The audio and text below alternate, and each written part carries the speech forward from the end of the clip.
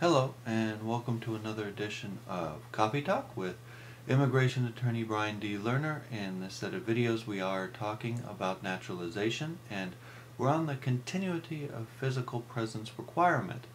Now, in the last video, we had discussed if you're gone from the U.S. when you apply more than 6 months but less than a year, there's a rebuttable presumption that you intended to abandon that requirement.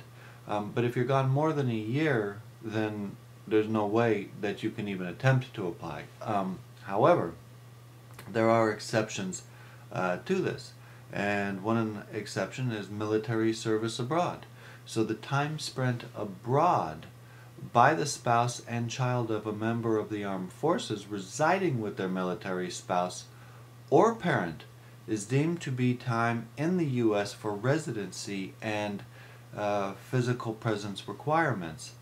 Now, in this particular respect, both residence and physical presence are waived for applicants after January 28, 2008 if the person authorized and living in marital union abroad is with a member of the armed forces.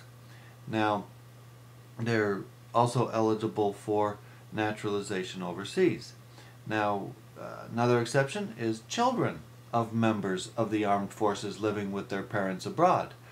So, a child living with his parents abroad who is under lawful military orders in the armed forces may apply under this particular section of naturalization law and obtain the benefits which exempts the child from temporary physical presence, lawful admission, and maintenance of lawful status requirements.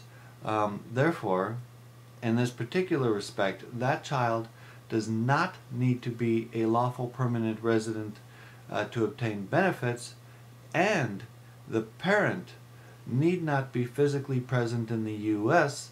To be eligible for naturalization overseas. So you can see there is a quite large exception carved out for both the spouse and the child if you happen to be with someone who's serving in the military. Okay, more in the coming videos.